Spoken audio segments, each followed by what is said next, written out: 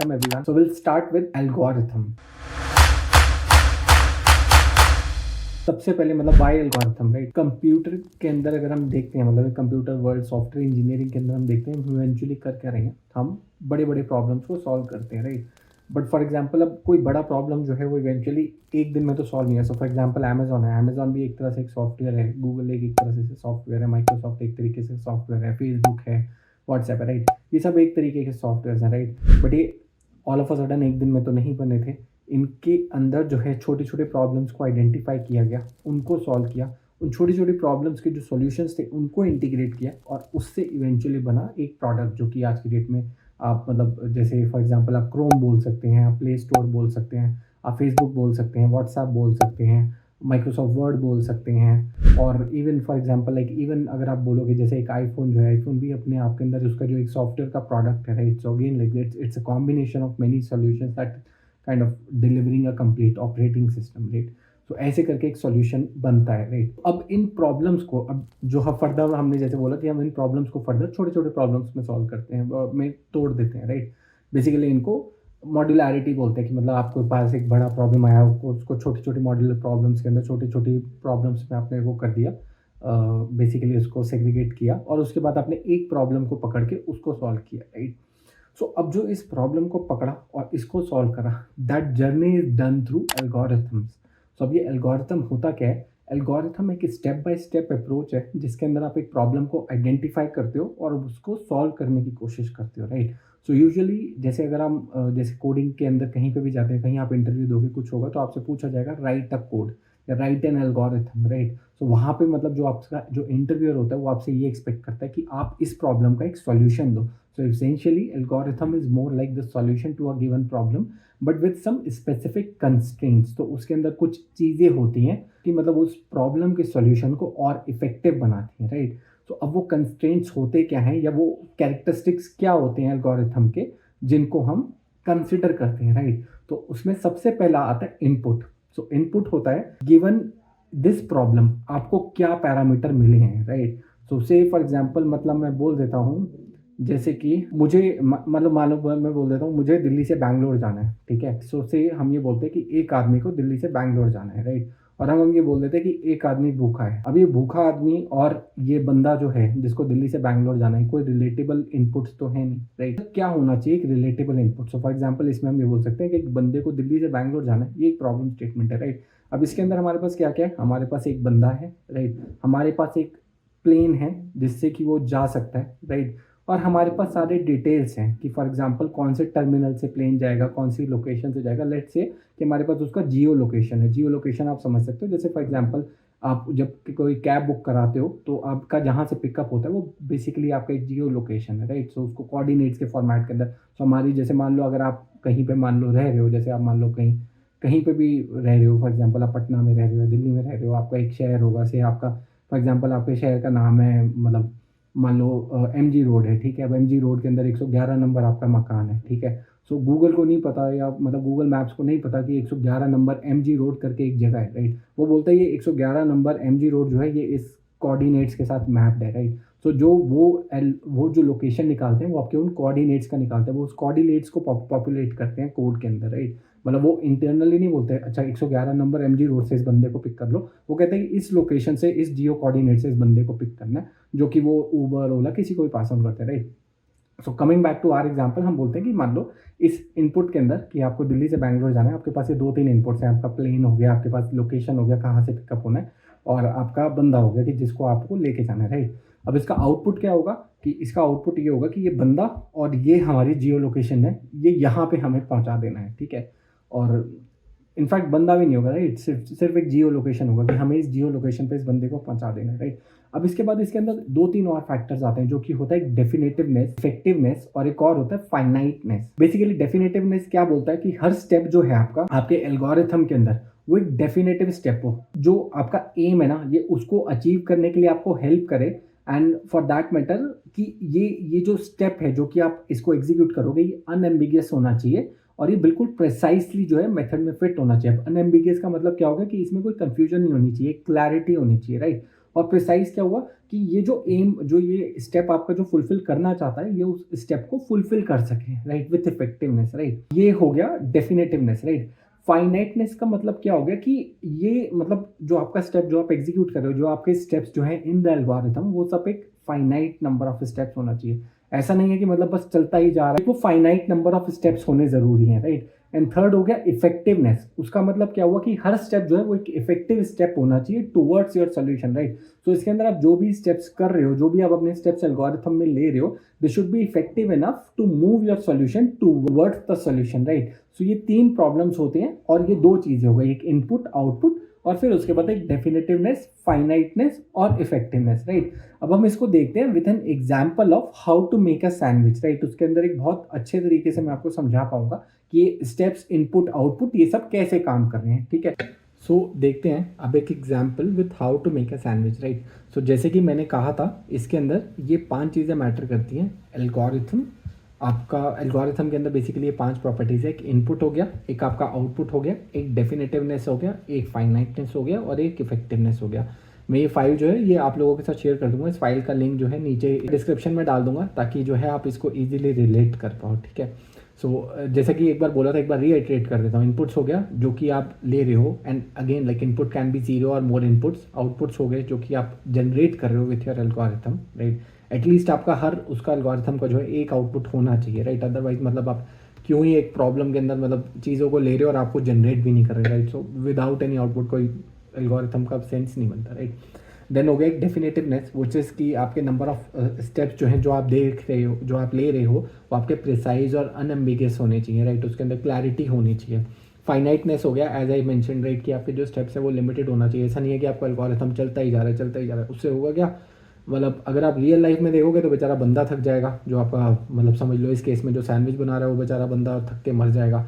अगर आप सिस्टम के केस में देखोगे तो सिस्टम क्रैश हो जाएगा, राइट। तो इसलिए जो है एक फाइनाइटनेस होनी चाहिए हर चीज़ के अंदर।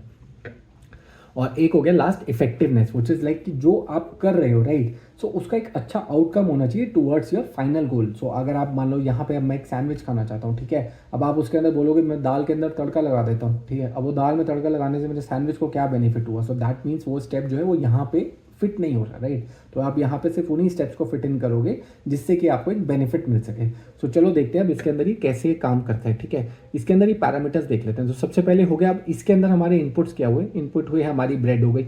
उसके बाद जो है हमारे जो भी स्प्रेड्स हैं, जैसे ये चीज़ हो गया, मेयोनीज हो गया, मस्टर्ड हो गया, रैंच वेंच, थोड़े फॉरेन के नाम से छोड़ दो, मतलब समझ लो सॉस हो गई, चटनी हो गई और बेसिकली मक्खन हो गया, जो भी हो गया, जो सब आपने लगाना है, ठीक है। उसके बाद सब्जियां हो गई कि आपने कौन कौन सी सब्जियां डालनी है, कि आपने मान लो खीरा, प्याज, टमाटर डालना है, शिमला मिर्च डालना है, जो मर्जी डालना है यहाँ पे, जो सब सब्जियों के नाम है आपने वो सब डालना है। वो आपका एक थर्ड लेवल ऑफ इनटेक हो गया, राइट। देन लास्ट हुआ आपका कि प्रोटीन। सो फॉर एग्जाम्पल आप यहाँ पे एग्स डालना चाहते हो, आप चिकन डालना चाहते हो या कुछ और डालना चाहते हो, फिर पनीर हो गया, कुछ भी हो गया, right. So that is your protein, कि आपको प्रोटीन भी क्या ऐड करना चाहते हो। थोड़ा ये इंग्लिश टाइप का सैंडविच है तो अकोमोडेट करो। एंड फाइनली इसके बाद मैं बोलूँगा कुछ और एक स्टेप्स होंगे कि फाइनली इसी के ऊपर एक जो है एक ब्रेड का लेयर आएगा, वो सब आएगा, राइट। सो अब इसको एक इस पर्सपेक्टिव में देखते हैं कि आप क्या स्टेप्स लोगे सैंडविच बनाने के लिए, ठीक है। मैं यहाँ पे ऐड करता हूँ क्योंकि ये थोड़ा सा, ये तो एक ली हुई पीडीएफ है, राइट। तो मैं अगर इसको बनाऊंगा तो मैं कैसे बनाऊंगा, ठीक है। सो इसके अंदर आएगा step number 1। So basically clean the surface, है ना। तो सबसे पहले तो मतलब साफ़ सुथरा सैंडविच तो बनाना ही है ना। तो सबसे पहले आप करोगे, क्लीन करोगे पूरे सरफेस को, राइट। तो ये हो गया आपका स्टेप नंबर 1। चलो स्टेप नंबर 2 देखते हैं। Take a piece of bread, right.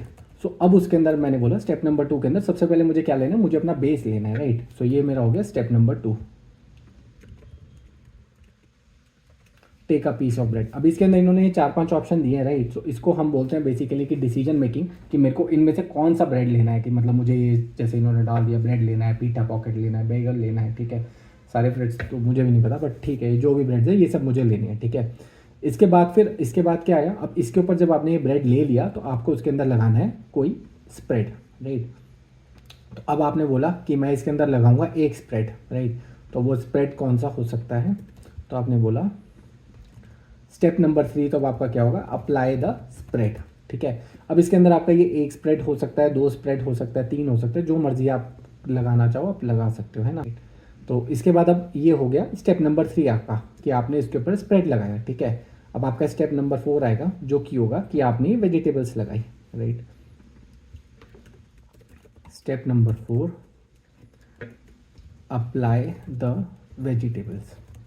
ठीक है, अब इसके अंदर में एक कंसिडरेशन जो हम लेके रख रहे हैं वो यहाँ पे ये है कि ये वेजिटेबल्स हमारे पास एक चॉप्ड स्टेट में पड़ी हैं। अगर हम कहते हैं कि हमारे पास ये वेजिटेबल चॉप्ड स्टेट में नहीं है तो फिर एक और स्टेप आता कि मतलब चॉप द वेजिटेबल्स, या फिर जैसे मान लो अगर हमारे पास अभी आज की डेट में है कि मेरे पास एक फ्रिज है जो कि लोडेड विद वो है, अगर मेरे पास वेजिटेबल्स है, राइट, तो शायद वो वाले स्टेप्स भी आते हैं कि मैं पहले फ्रिज की तरफ जाऊँगा और उसके बाद फ्रिज में से वेजिटेबल्स निकालूंगा, लाऊंगा, डिसाइड जो भी वेजिटेबल्स मुझे चाहिए वो मैं वहाँ से लेके आऊँगा, फिर उनको चॉप करूँगा और उसके बाद जो है फिर मैं उनको यूज़ करूँगा। बट इस केस में हम मान लेते हैं कि थोड़ा सिंप्लीफाई करने के लिए हमारे पास ये वेजिटेबल्स पहले से चॉप्ड पड़ी हैं सारी, और ये सारी वेजिटेबल्स मेरे पास अगेन एज इनपुट थी।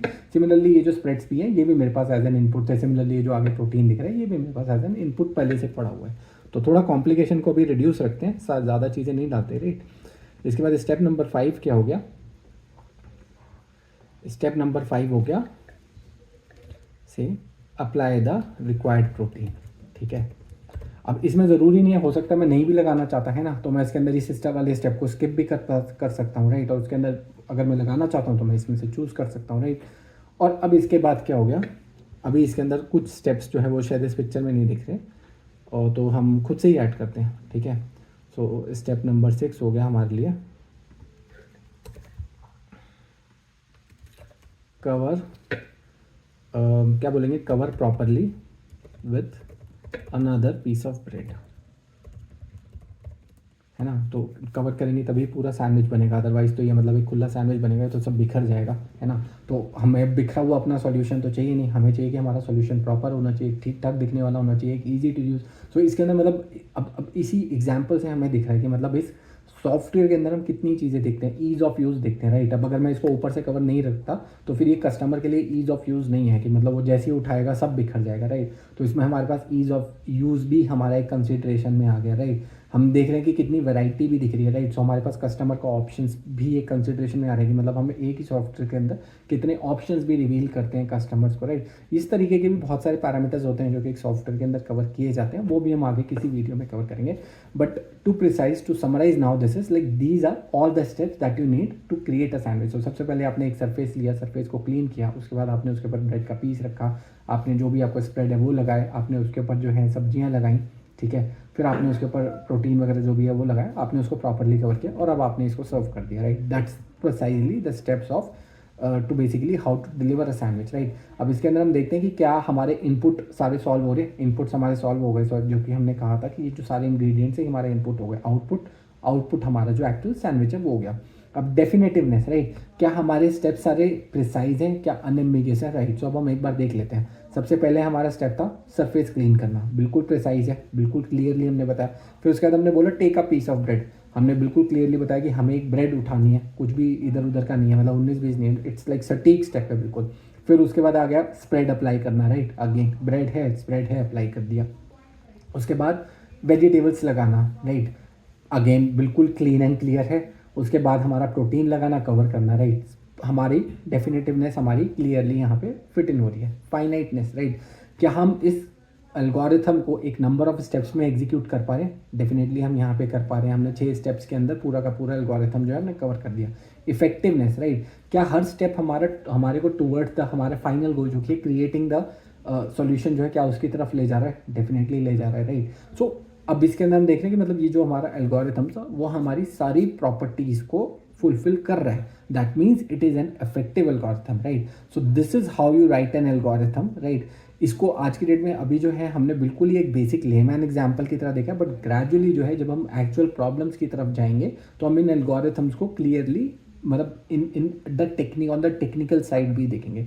सो होप आपको ये वीडियो पसंद आया हो, थैंक यू, एंड होप आपने इसमें कुछ नया सीखा हो। Thanks a lot.